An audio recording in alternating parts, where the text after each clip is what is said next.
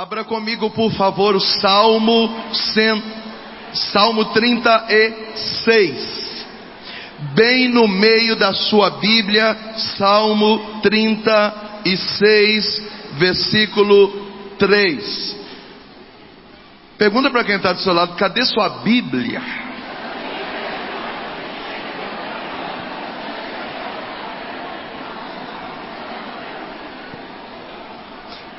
Salmo 36, versículo 3. Acharam? Meu sonho é que você deixe o celular em casa e traga a Bíblia para a igreja. Acharam? Versículo 3. Confia no Senhor e faz o bem. Habita uma terra e cultiva a fidelidade. Seja o Senhor a sua delícia, e Ele te dará o que o seu coração pede. Recomenda o teu caminho ao Senhor, confia nele e Ele agirá. Fará sair a tua justiça como a aurora e o teu direito como no meio-dia. Palavra do Senhor. Beija a sua Bíblia e uma salva de palmas para a palavra do Senhor.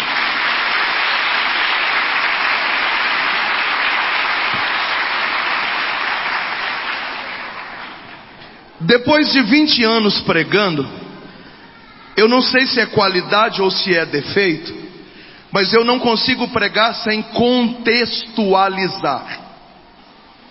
Então, quando o grupo de oração me passou esse salmo para pregar, eu preciso entender tudo o que aconteceu antes e tudo o que aconteceu depois. Eu não sei pregar sem ser assim. Se você quer me ouvir, dá um glória a Deus maravilhoso. Que glória a Deus horrível, eu me senti pregando para testemunha de Jeová. Dá um glória a Deus maravilhoso. Dá um glória a Deus maravilhoso. Aleluia. Nós temos até meia-noite hoje, não é isso?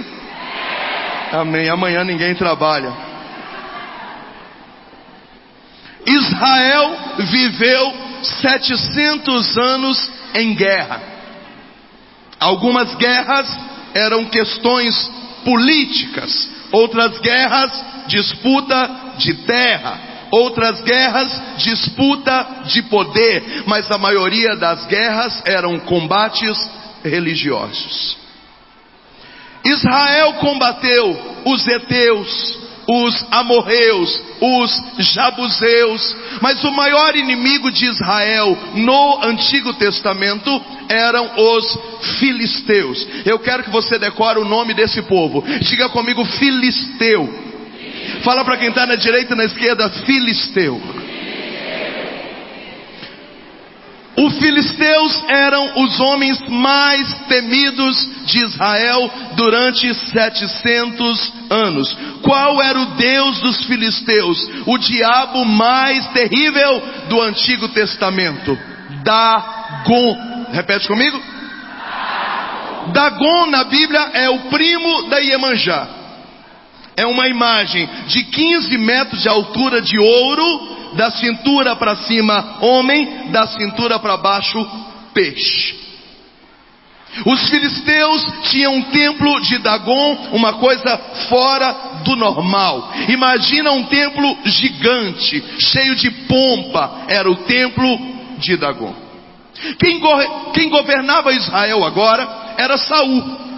Enquanto Saul caminhava na graça, Deus estava com eles, eles venciam todas as batalhas, mas chegou um momento da vida que Saul saiu da graça de Deus. E quando nós saímos da graça de Deus, as coisas começam a dar errado. Quem está me ouvindo, diga amém. Amém. E aqui eu quero que você entenda, porque às vezes as coisas começam a andar errado, e você acha que é combate espiritual, ou então você acha que é uma ação demoníaca contra você, e a gente nunca para pensar que às vezes as coisas começam a dar errado, porque nós quebramos a aliança que nós tínhamos com Deus. E quando você sai dessa aliança, tudo começa a desabar, porque a Bíblia diz que tudo concorre para o bem daqueles que amam a Deus. Se você está na graça, aos trancos e barrancos as coisas vão fluindo, mas quando nem flui mais, alguma coisa deve estar errado. Quem me entende, diga amém.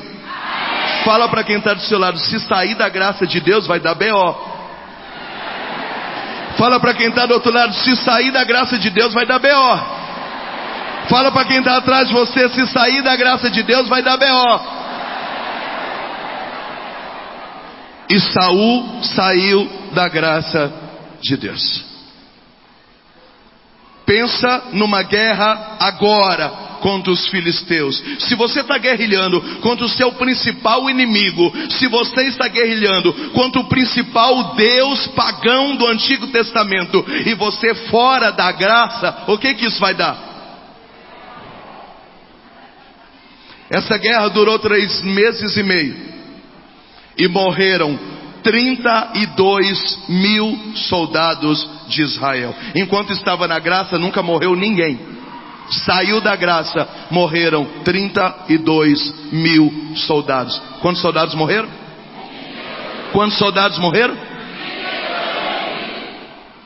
Além dos 32 mil soldados, morreram 2 mil sacerdotes assassinados. A Bíblia diz que houve uma carnificina. Sacerdotes com as cabeças cortadas, braços, pernas espalhados pelas praças de Israel. Quantos sacerdotes morreram? 2 mil. E quantos soldados morreram? 32. E quantos sacerdotes morreram? 2 mil. E para completar o babado, roubaram a arca da aliança do Senhor. O que é a arca da aliança? Eu estou falando de um caixote de 1,28 m de comprimento por 62,5 m de largura, de ouro maciço. Imagina que da frente saía de ouro maciço, da parede da arca a figura do leão, da parede da arca a figura de touro, da parede da arca a figura da águia, e da parede da arca a figura de um homem. Dentro da arca estava as 3 representações mais importantes da presença de Deus no Antigo Testamento. Primeiro, dentro da arca, a vara de Arão que floresceu, onde nasceu o primeiro sacerdote da Bíblia. 1700 anos depois, esse sacerdócio está sob Jesus Cristo, aleluia, e Jesus vai dar esse sacerdócio para a sua igreja. Mas agora esse sacerdócio nasce em Arão, irmão de Moisés. Segundo objeto que tem dentro da arca da aliança, as tábuas dos 10 mandamentos da lei de Deus, que foi dado a Moisés no Sinai. Terceiro objeto que tem dentro da arca da aliança, o maná que caiu do céu. O detalhe é que o maná caía todo dia durante 40 anos, e era o pão nosso de cada dia. Se guardasse o maná para o dia seguinte, ele apodrecia, bolorava e fedia como carniça. Não podia guardar para o dia de amanhã. O maná era dado todo dia para aquele dia, mas o maná que estava dentro da arca não bolorava, não apodrecia e não fedia. Porque 1700 anos depois Jesus diz: eu sou o pão vivo que desceu do céu. Quem come da minha carne viverá eternamente. Pode aplaudir, pode aplaudir. O que tinha dentro da arca da aliança? Diga comigo: o sacerdócio de Cristo, a lei de Cristo e a carne de Cristo, representada 1700 anos antes de Cristo. É por isso que Maria é chamada a arca da aliança. A arca não era Deus, a arca era a presença de Deus. uma tampa por cima chamado propiciatório, e em cima do propiciatório 2 querubins com as asas que se encontravam em cima. Então veja bem, quando Saul estava na graça, Israel vencia, mas agora que Saul sai da aliança, morre 32.000 soldados, morre 2.000 sacerdotes e roubam a arca da aliança. A presença de Deus foi roubada de Israel. Diga para quem está do seu lado: se sair da graça de Deus, vai dar B.O.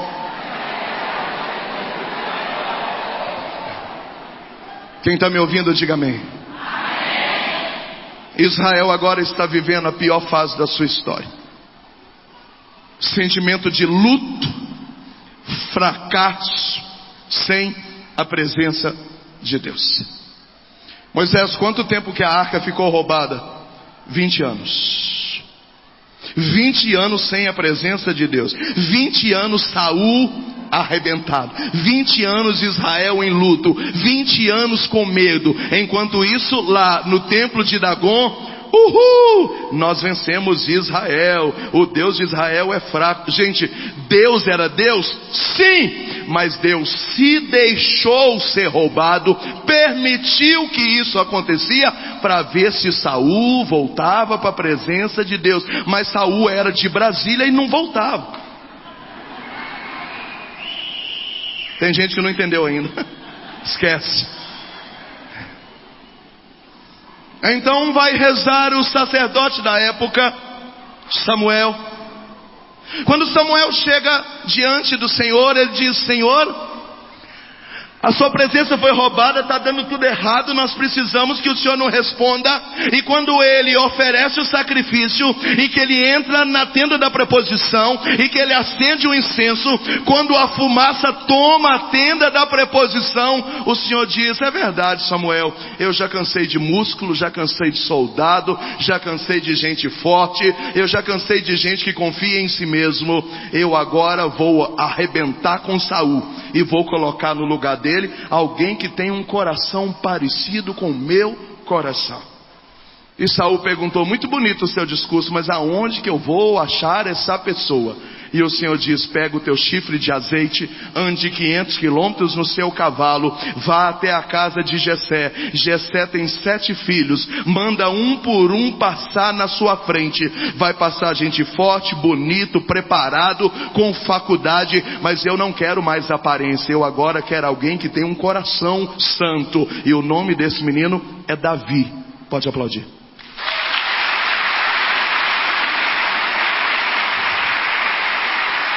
Samuel então pega o cavalo e vai, pocotó, pocotó, pocotó, pocotó, e pergunta onde que é a casa de Jessé. A segunda rua direita, depois da casa rosa, tem um pé de manga, é a dele. Quando Samuel bate na porta e Jessé abre a porta, Jessé toma um susto dizendo: meu Deus, como é que Samuel, a maior autoridade da face da terra, o homem único que pode falar com Deus, está aqui na minha casa? E ele falou: não precisa se preocupar, eu vim aqui em missão, está tudo tranquilo, chama os seus filhos. Então vem Eliabe, vem Abinadab, vem Sama, vem Natanael, vem Asron, vem Date. E Samuel disse: está tudo muito musculoso, muito bonito, tudo bombadão, todo mundo muito com cara de general, mas o Senhor diz que general por general já tem Saul fazendo merda. Eu vim aqui buscar alguém que tem um coração.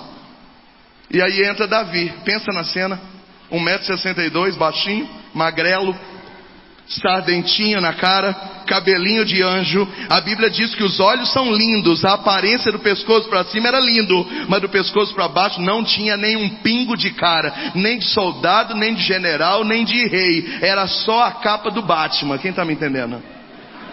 Fala para quem está do seu lado: é igual você também. Fala para quem está do seu lado: ninguém dá nada por você. Mas tem um detalhe: Deus viu o seu coração. Deus viu o seu coração.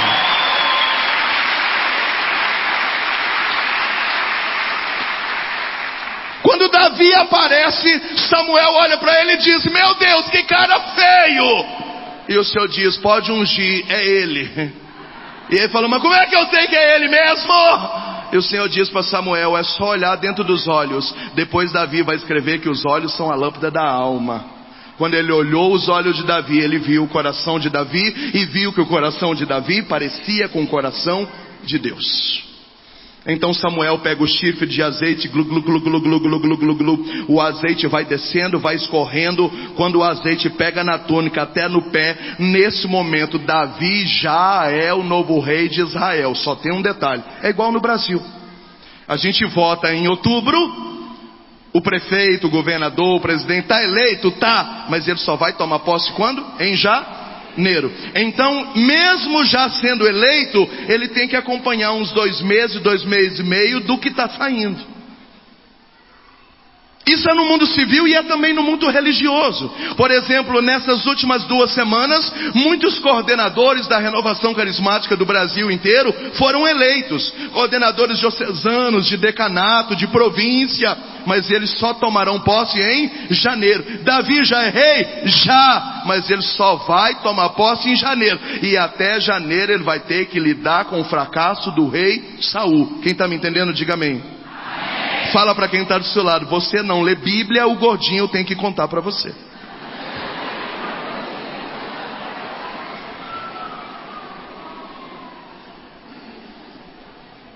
Posso continuar ou quer que para?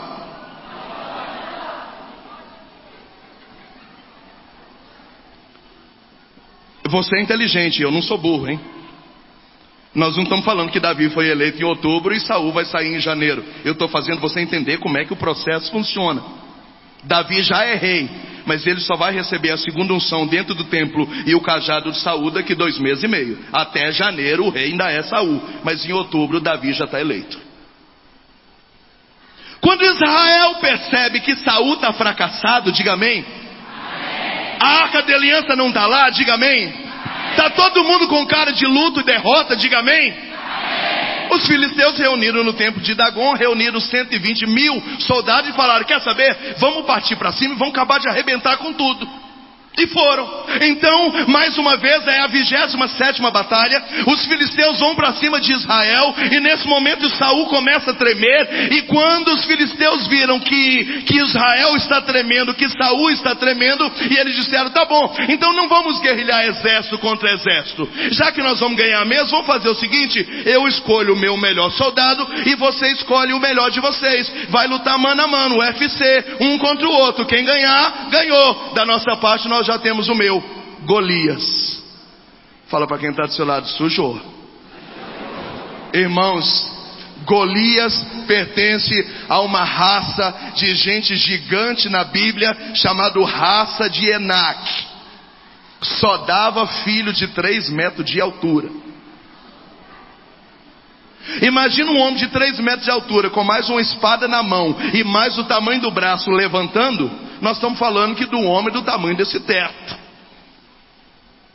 Se você ler lá em Samuel capítulo 7, os detalhes de como Golias é de dar medo. Só a carcaça que o homem colocou pesava 120 quilos. Eu estou falando de 2 sacos de cimento no ombro do homem. A Bíblia diz que o cinturão dele pesava 20 quilos. E cada bolsa que ia na região das panturrilhas era 6 quilos cada um. Mais um escudo que era do tamanho dele, 3 metros de altura. Gente, quem vai encarar um cara dele? É loucura. Israel está lascado.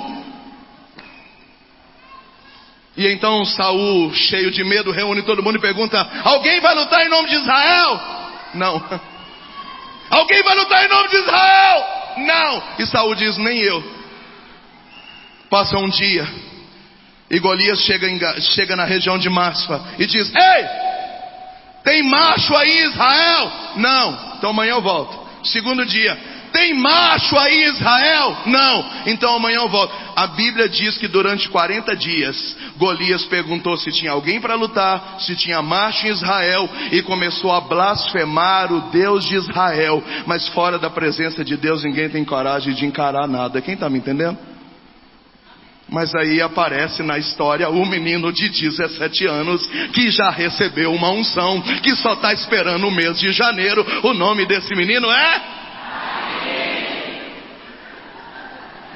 E eu vou provar para você na Bíblia de que Davi era de Minas Gerais.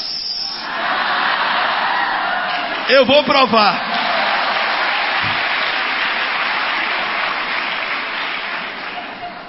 Você não vai pegar agora, você vai pegar em casa. 1 Samuel capítulo 17, versículo 18. O pai de Davi diz: Davi, pegue 10 queijos e leve no campo de batalha para os seus irmãos. Davi era de Minas Gerais. Gente, quem quer comer queijo com café no meio de uma batalha dessa? Só mineiro, gente. Fala para quem está do seu lado, ele era de Minas Gerais. Tudo que é bom vem de Minas Gerais. Padre Léo era de Minas Gerais. Fábio de Melo é de Minas Gerais. Moisés Rocha é de Minas Gerais. Davi era de Minas Gerais. Lá vai Davi com os 10 queijos para a batalha. Quando ele chega lá, é a hora do Golias dizer: tem macho aí? Cadê o Deus de vocês? Davi falou: uai, tem macho aqui sim. Tem. Então Davi entrega o queijo para os irmãos, bate na tenda de Saul e diz: Saul, eu estou vendo aí que tem 40 dias que Golias está aí gritando e berrando aí, não tem macho para brigar com ele, agora começou a blasfemar o nosso Deus. Tudo bem que eu não sou rei ainda, é só em janeiro, o rei é você, mas eu tenho uma proposta para te fazer, não como rei, eu posso encarar Golias em nome de Israel.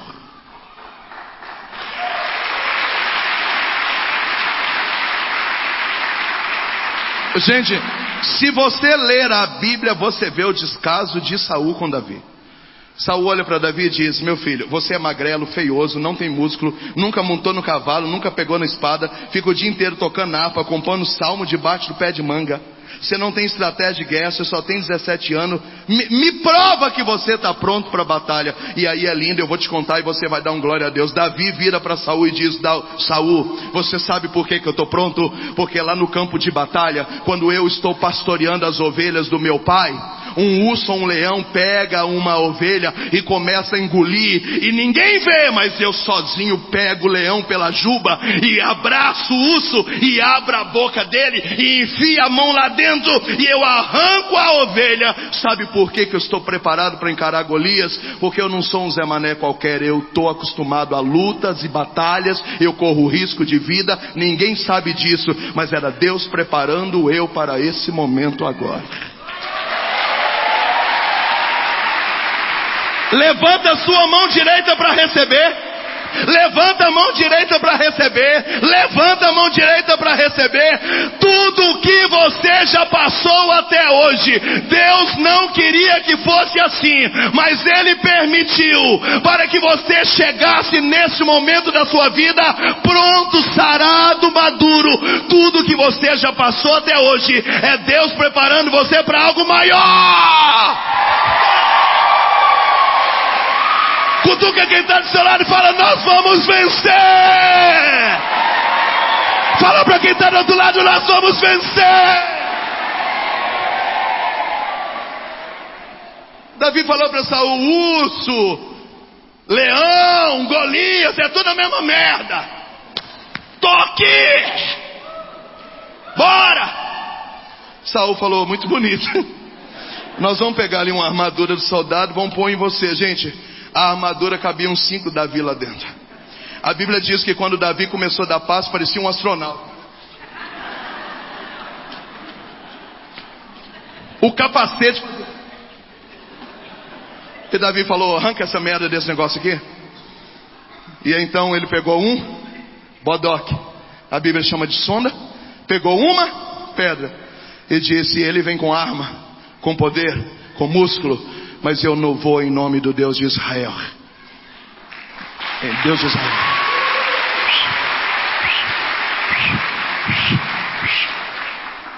Pá! Pega no meio da testa de Golias. Golias cai igual um saco de batata. Pá! Davi pega a espada, corta a cabeça de Golias. E quando ele levanta a cabeça, ele fala: ei, eu não sou só comedor de queijo não, palhaço.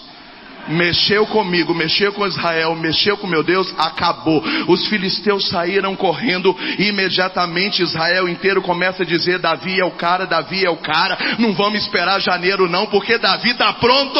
E aí Saul fica com ciúme, agora quer matar Davi. Fala para quem está do seu lado: que inferno.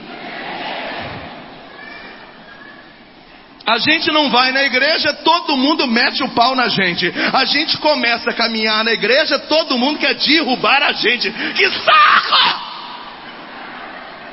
Fala para quem está do seu lado: aguenta firme. Fala para quem está do outro lado: aguenta firme aí. Aguenta firme aí. Agora, a pureza do coração de Davi me encanta. Diga amém. Gente, se a Bíblia diz que o menino tinha um coração igualzinho ao coração de Deus, Davi era santo, santinho. Tudo bem que daqui 30 anos ele vai cair, vai fazer uma merda na vida dele, vai cometer um adultério, vai matar uma pessoa. Mas agora ele está puro. Tanto é que Saul arma 2 emboscadas para matar Davi. E Davi tem a oportunidade de matar Saul, e todo mundo diz: mata Saul, você já é rei mesmo, Deus nem vai ligar. Ele disse: eu não posso tocar no ungido do Senhor, até janeiro a unção está com ele, eu não vou fazer nada com ele. Que pureza, que pureza. Pergunta para quem está do seu lado: e o que a arca da aliança estava fazendo enquanto isso? Não, foi horrível, eu me senti pregando para Mormon agora. Abre a sua boca, já que não traz Bíblia, pelo menos a boca você trouxe. Pergunta para quem está do seu lado: o que a arca da aliança estava fazendo nesses 20 anos? Alguém sabe me dizer? Então pergunta para mim, eu sei tudo, pode perguntar. Hã?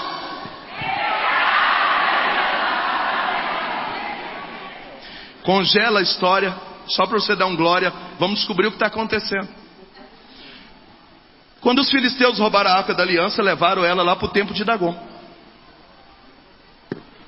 Imagina um templo gigante. Pegaram a arca da aliança, botaram a alça nela, todo mundo no ombro. Já sabemos o que vamos fazer. 15 metros de altura. Dagon, vamos colocar a arca aqui aos seus pés. A gente vai tomar uma cerveja para comemorar, vamos assar uma picanha, e enquanto isso é Deus com Deus. Você pode arrebentar aí. Fecharam a porta do templo e foram tomar uma escola gelada. Meia-noite, taraná, taraná, Dagon é Deus, paraná. 2 horas da manhã, ouviram um barulho como de um tremor de terra. Faz um tremor de terra aí. Que tremor ridículo esse. Davi era de Minas Gerais. Faz o tremor de terra aí. Um soldado virou para o outro e falou: gente, Dagon deve estar lá dentro do templo dando chutinho com a arca, igual Neymar, né? Porque a arca é desse tamanho. Dagon tem 15 metros, ele deve estar lá com a arca. Uhul! Quando abrir a porta, a arca está em cima do altar e Dagon de joelhos adorando a arca.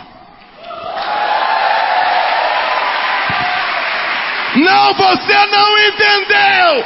A arca estava em cima do altar e Dagon adorando a arca. Fala para quem está do seu lado: Deus é Deus. Os soldados falaram: ué, mas como é que isso aconteceu? Botaram a arca no chão de novo e botaram Dagon lá em cima de novo. Vamos continuar a festa. Fecharam o templo e falou: agora é com vocês dois. Pam, pam, pam, pam, pam. A Bíblia diz que 3 horas da manhã houve uma tempestade com terremoto e veio um barulho de um trovão. Faz o trovão com tempestade e terremoto aí, como é que é? Horrível. Faz um barulho com tempestade e trovão aí. Falaram: agora pronto, agora Dagon deve ter pisado na arca igual barata. Pá! Quando abrir a porta, a arca está em cima do altar. Dagon estava cepado na cintura. A parte que era peixe estava jogada a 20 metros. A parte que era homem estava sem um braço, sem um outro, sem a cabeça, e só o toco prostrado aos pés da arca.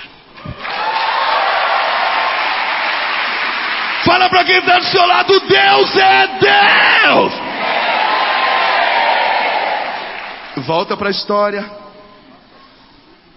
Então Davi não quer matar Saul. Saul não consegue matar Davi. Chegou o mês de janeiro, Saul sumiu. E agora Davi é levado dentro do templo de Israel, e o óleo é derramado sobre ele. Glu, glu, glu, glu, glu, glu, glu. Ele já tinha recebido a unção lá na casa do papai, lembra? Em outubro, agora em janeiro é o dia da posse presidencial. Glu, glu, glu, glu, glu, glu, glu. E a minha Bíblia diz que a partir desse momento o Espírito do Senhor entrou em Davi e nunca mais saiu. Davi agora é o maior general que o mundo já viu, o maior músico, o maior cantor, o maior poeta, o maior administrador, o maior político, o maior... Davi é o cara. Fala para quem está do seu lado: ele é o cara. Então Davi decreta feriado nacional, chama Israel inteiro em praça pública, 2 milhões de pessoas na praça. Davi está com o discurso pronto, e ele diz: Israel, a primeira coisa que no meu mandato eu vou fazer, vamos buscar a arca de volta, porque a presença de Deus vai voltar a habitar nesse lugar. Fala para quem está do seu lado: traz a arca de volta para sua casa. Tem muita coisa na sua casa que não está dando certo, porque a presença de Deus saiu de lá. Mas nessa noite é noite de trazer a presença de Deus de volta. Traz a arca para sua casa. Diga amém. Tá, mas aí o soldado falou: Davi, nossa autoestima está muito baixa. Tem 20 anos que a gente não mata ninguém. Tem 20 anos que a gente só perde. Saul arrebentou com o exército. Você vai ter que começar do zero se quiser que a gente mate Filisteu e traga a arca de volta. E então Davi marcou para sexta-feira à noite, dia 28. Hoje é 28? Dia 28 de outubro de 2016. A primeira formação para os novos soldados de Israel. E adivinha qual foi a formação? Salmo 36. A aula de Davi sobre como um soldado buscar a arca e trazer a arca de volta. Tá vendo que não dá para eu pregar o salmo sem contar o que aconteceu? Diga para quem está do seu lado: o tema desta noite. Abra a boca, o tema desta noite. Abra a boca, o tema desta noite é o primeiro ensinamento de Davi, montando o seu novo exército. Responde para mim: tem soldado aqui nessa noite? Tem soldado aqui nessa noite?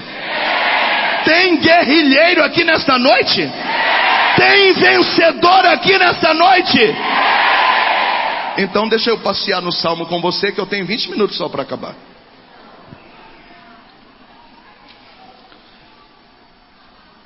Eu tirei 7 discursos só porque o salmo é grande. E alguns de vocês não têm Bíblia, absurdo, né? O primeiro discurso está no versículo 3 e 4. Olha que maravilha. Confia no Senhor e faze o bem. Seja o Senhor a tua delícia, e Ele te dará o que o seu coração pede. O segredo de um vencedor é: não confie em você, confie no Senhor e faz o bem, faça dele a sua delícia, e Ele vai atender o pedido do seu coração. Não, você não entendeu. Você não entendeu.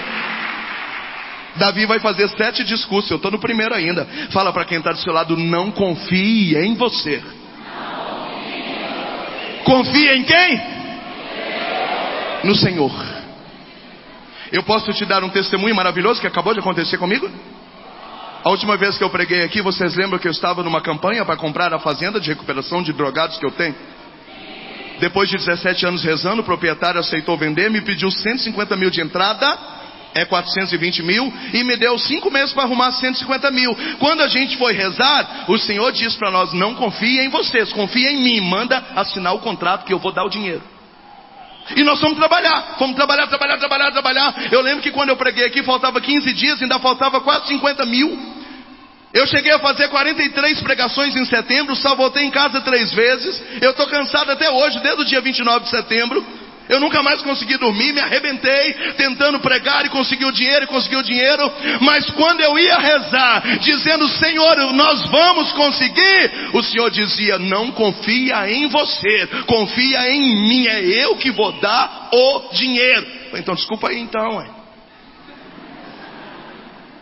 E foi um dia, nós estávamos orando na madrugada, e o Senhor nos disse: escreve isso nas tabuinhas, e deixa escrito para os filhos dos teus filhos, a mão do Senhor que prometeu, foi ela quem executou. Não é mérito seu, não é a sua força. Nossa, nós somos guerreiros, porque nós trabalhamos demais, aleluia. Nós pregamos, nós batalhamos, nós vendemos, nós não. O Senhor quem fez, foi Ele que deu, foi Ele que prometeu, foi Ele que executou. Fala para quem está do seu lado: não confie em você.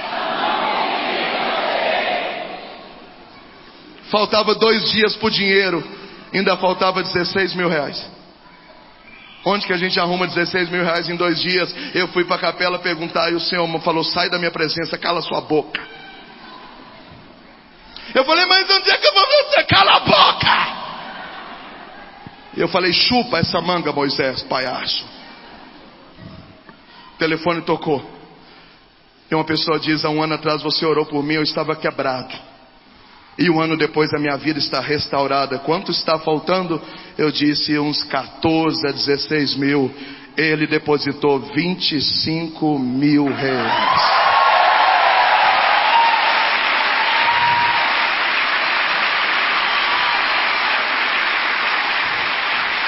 Espera aí, você deu glória, mas você não fez as contas. Depois da manhã, não, amanhã, né, dia 29, é o dia da primeira parcela de 6 mil. 30 dias atrás, ele deu às 45 do segundo tempo, com o banco fechando, 4 horas da tarde, os 150 mil, correto? Não, ele já deu 150 e os 6 mil da parcela que vai cair amanhã.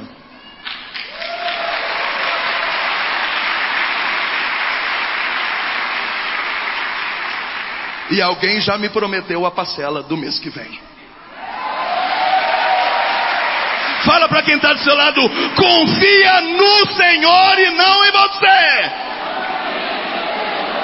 Não é em você. Olha aqui.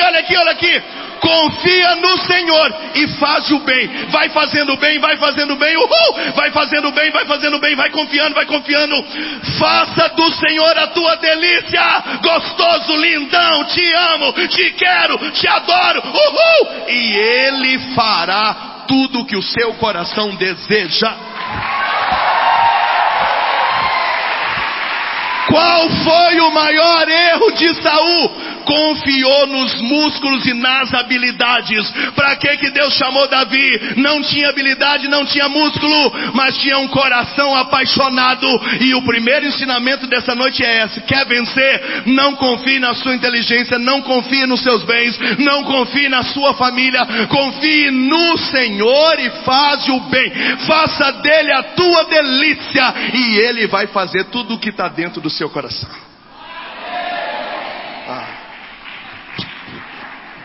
Me deu vontade de voltar para Minas. Eu acho que Davi era de Minas Gerais. Dá um glória a Deus aí.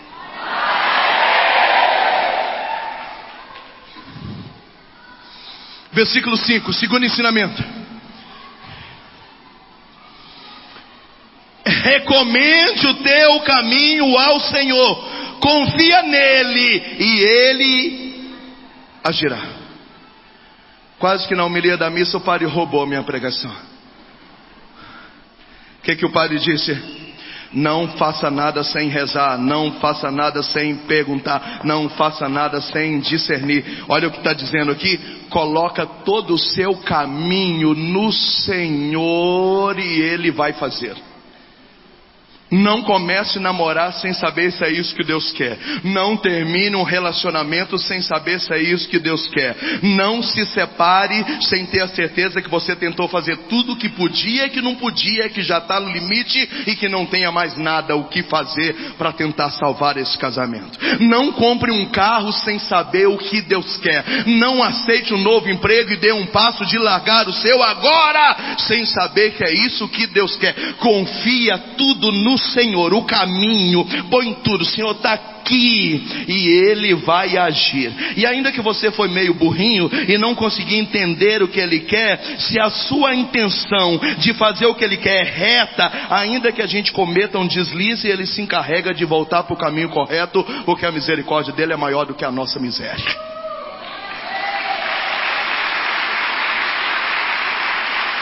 Fala para quem está do seu lado, confia o seu caminho no Senhor. E quem agirá? Ele. Confia o seu caminho em quem? E quem agirá? Fiquei 3 anos tentando trocar o carro, não dava certo. Um belo dia levantei, tomei café, Jesus falou assim, desce lá na agência. Eu falei, mas hoje? Jesus falou, cala a boca, vai, palhaço. Quando eu cheguei lá não tinha uma opção, tinha 3. E o Senhor falou, pode escolher. A que você escolher eu estou dando. Conseguimos resolver depois de acidentes e fichas que não aprova, e problemas. E no final das contas nem financiamento não deu, dividimos tudo no cheque, sem juro. 1, 2, 3, 4, 5, 6, 7, 8, 9, 10. Quando eu saí de lá, minha esposa falou, será que nós não estamos fazendo nada de errado? Porque tá tudo muito estranho. A gente falou, então vamos em casa rezar, porque esse negócio está estranho mesmo.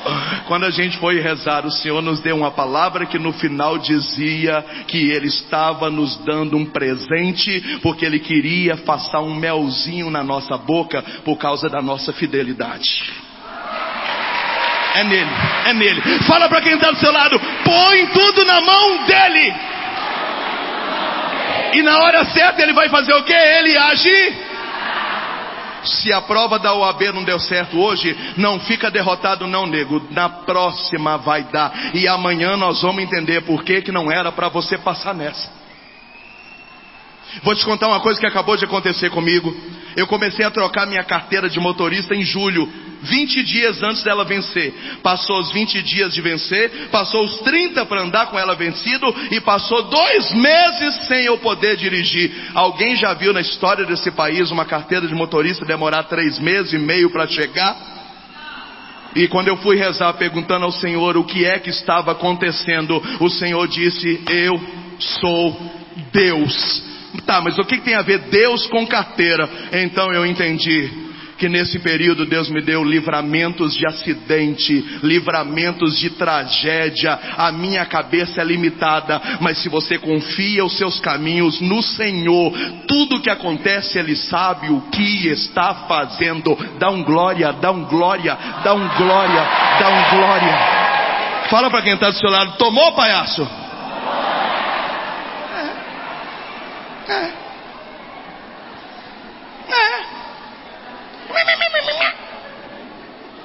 E o dia que eu perdi o avião e eu apelei no aeroporto,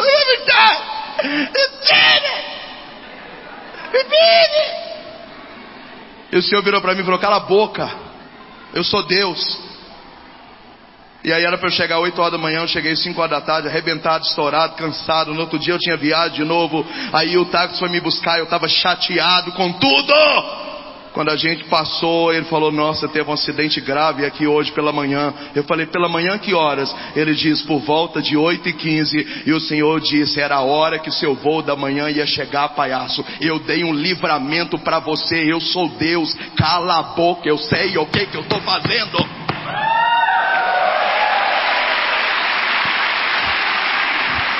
Fala para quem está do seu lado, confia tudo no Senhor. Terceiro ensinamento, que já chega a maldita plaquinha. Essa plaquinha não é de Deus, é do capeta. Estou brincando. Versículo 7. Descansa no Senhor e nele espera. O que é descansar, gente? Você foi lá tentar o documento, não está dando certo, não está dando certo, volta para sua casa, amanhã você volta de novo. Mas tem que ser hoje. Não deu certo, nego. Volta para casa. Pegou a fila, ficou 2 horas, pegou a senha, chegou lá, tomou na cara, perdeu metade do seu dia, não deu certo, não fica triste não. Descansa no Senhor, volta para casa e dorme. Amanhã você volta lá de novo. Foi resolver um negócio de um apartamento, ficou lá 1h30, apelou, ficou chateado. Vai embora, deita, toma um açaí de 500 com paçoca, granola, banana, coloca leite em pó, leite moça, aveia. Amanhã você volta mais uma vez. Você está entendendo? Não, você não está entendendo. Senão você tinha dado um glória. Repete comigo. Descansa no Senhor e nele espera. Oh, gente, Davi está ensinando os soldados dele a ter paciência com a vida. Vamos avançar hoje. Não, o inimigo está acampado não sei aonde. Então não vamos avançar hoje. Vamos continuar aqui esperando. Amanhã a gente avança. Não precisa você sofrer por pouca coisa. Tem gente sofrendo por pouca coisa. Para de ficar pilhado. Esse negócio de gente estressado é coisa de gente que precisa de couro. Desestressa, relaxa. Eu também tenho 1000 coisas para fazer e faço 20 ao mesmo tempo. Esse negócio de pessoa que faz mais de uma coisa ao mesmo tempo não dá certo, é mentira. Eu faço 20 ao mesmo tempo, as 20 tem que dar certo, uma está ligada à outra. Mas você pode fazer tudo isso sem estressar, sem bater em ninguém, sem dar coice, sem fazer cara feia. Espera no Senhor, descansa nele. Se não deu certo, vai amanhã. Se não deu para pagar hoje, paga amanhã. Se o cara que ia assinar não foi hoje, ele vai amanhã. Fala para quem está do seu lado: eu vou bater em você.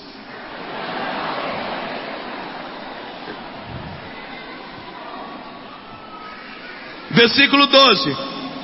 O perverso faz intriga contra o honrado e range os dentes contra ele, mas o Senhor ri dele. Você não entendeu não? Eu nunca preguei em cemitério, é a primeira vez. Nunca preguei em cemitério. As pessoas pagãs armam laços contra nós e range os dentes, e diz o texto, o Senhor dá risada deles. Por que o Senhor dá risada deles? Olha aqui, 13, o Senhor ri deles, porque vê que a hora deles está chegando. Pode aplaudir?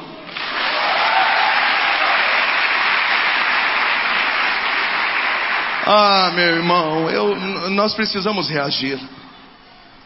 Quando Jesus enviou os apóstolos, Jesus falou que eles iam beber veneno e não ia acontecer nada com eles.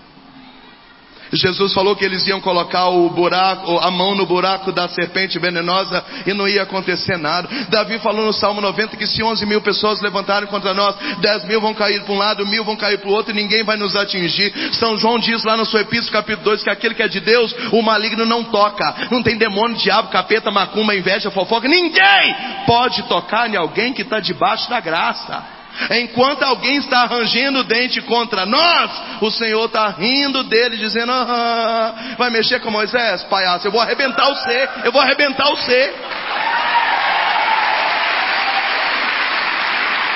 Fala para quem está do seu lado: você é o cara. Fala para quem está do outro lado: você é o cara. Fala para quem está atrás de você: você é o cara.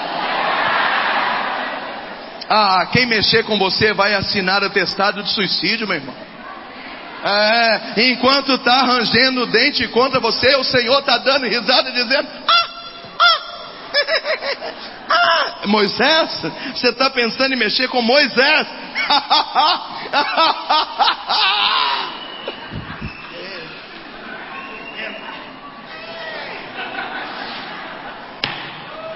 Amém, irmãos? 14.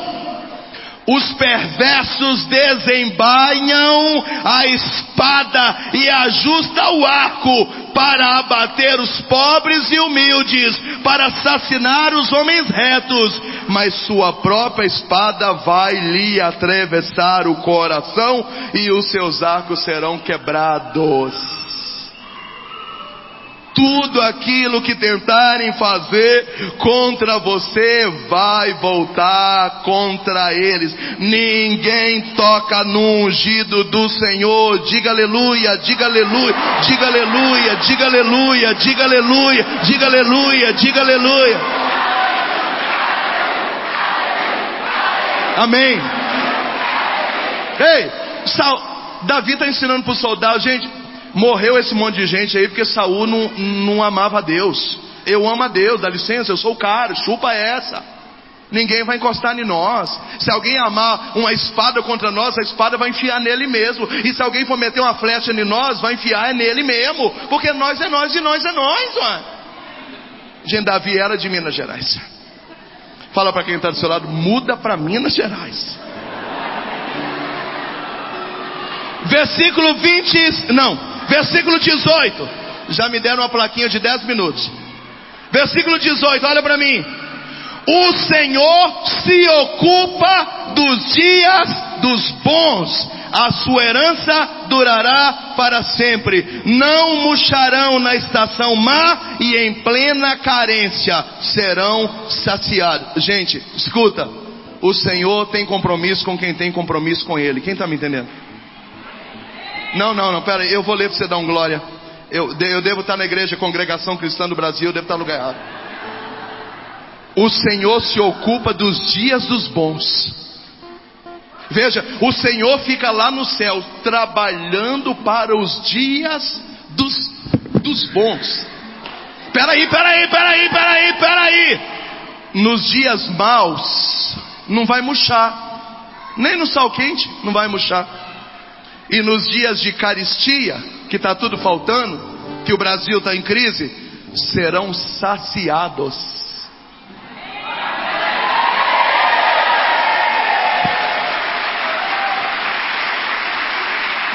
Fala para quem está do seu lado, nós vamos quebrar tudo.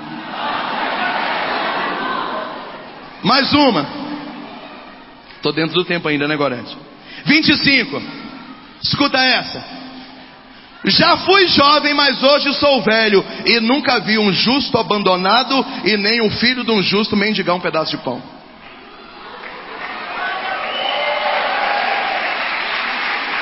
Ai, porque as coisas estão tão difíceis, porque o Brasil está em crise. Fala para quem está lá, cria vergonha na sua cara. Vergonha na sua cara. Vergonha na sua cara. O Brasil está em crise, mas nós não estamos em crise. O Evangelho não está em crise. A igreja não está em crise. Nós não estamos em crise.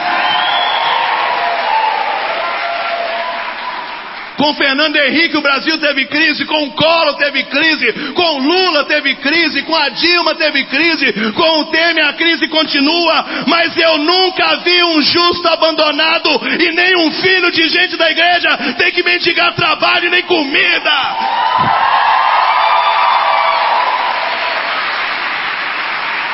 Fala para quem está do seu lado, vamos para cima, meu irmão. Se você tiver que marcar o casamento, marca! Se tiver que sair do fundo da sogra, saia! Se for trocar de emprego, troca!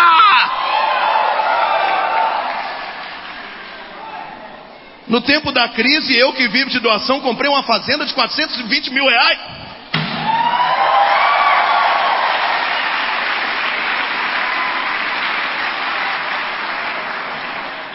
Como é que eu vou pagar? Eu não sei. Para de levantar a placa para mim, eu sei.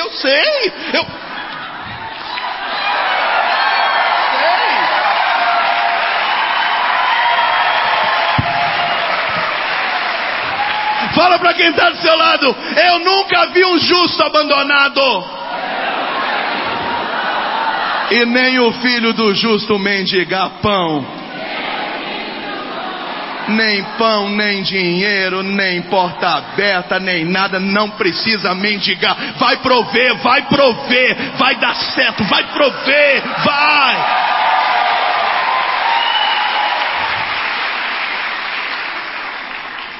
E a última para terminar, já que eu tenho que calar a boca mesmo.